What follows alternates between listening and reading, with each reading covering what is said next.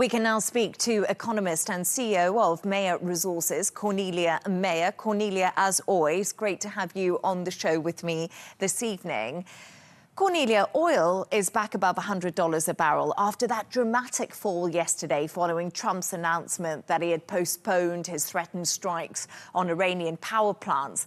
But why are financial markets so sceptical at the moment? Well, you know, it's been an up and down. It's been threats versus counter threats, and financial markets just are on a wait and see perspective. You know, yes, Donald Trump did not attack the infrastructure in Iran. But this is not. It didn't say he wouldn't attack it. It's a 5-day delay, so we will see what will happen. And in the meantime, GCC nations are getting sadly bombarded with drones and with rockets from Iran. They have been able to, in some places, avert the worst. Not in Qatar, where Ras Laffan, the LNG production facility has been struck, and 17% of it has been taken out.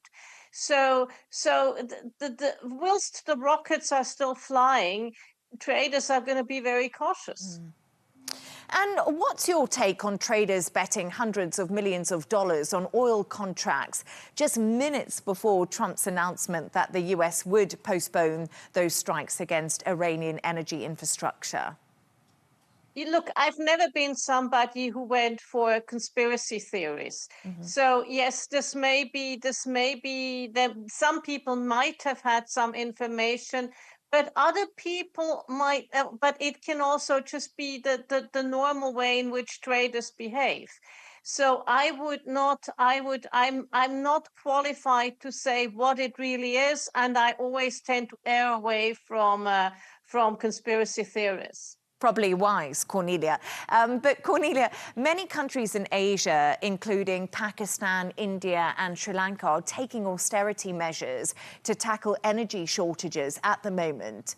If the war continues and the Strait of Hormuz does remain closed, what impact will this have on Asian economies? It will have a dire impact, and it will especially have a big impact on countries like Pakistan, like Bangladesh, who need LNG. You know, and more than 90% of the oil and oil products and the LNG coming through Hormuz go to Asia. So those countries will not be able to afford, and the richer countries, the Japans, the Koreas, and the Europeans will snatch it away from them with higher prices. So that's a real issue. But all in all, and the Korean president was right when he said, look, it's not just oil, it's not just gas, it's all of these inputs. It's 30% of nitrogen-based fertilizer comes through the Strait of Hormuz. It's polyethylene, polypropylene, all of these things that we need to have industrial production go, and they all go to Asia. So yes, it will have an impact. Mind you, in the long run, in the short run, it has an impact via the price of oil and gas on Europe and the US.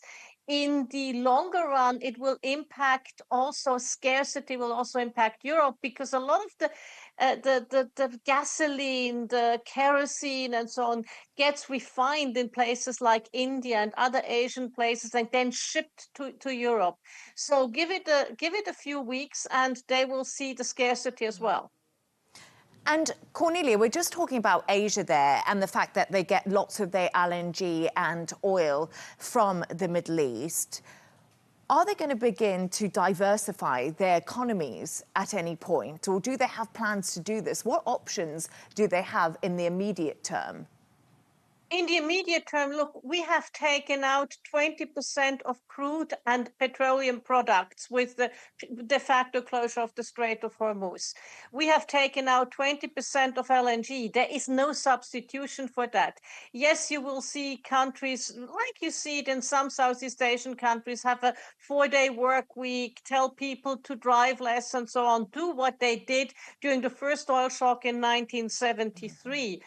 but it's difficult to substitute for oil and oil products because they're in everything we do, in everything we consume, and there's no way around fertilizers, for instance. One winner though will be coal, because some of the power generation that's now based on LNG and gas may well shift over to coal. So King Coal may well be a little bit of a beneficiary on this. And any positive sentiment on the horizon at all that you can see when it comes to the markets and the energy sector? All I can say is we need that Strait of Hormuz to open.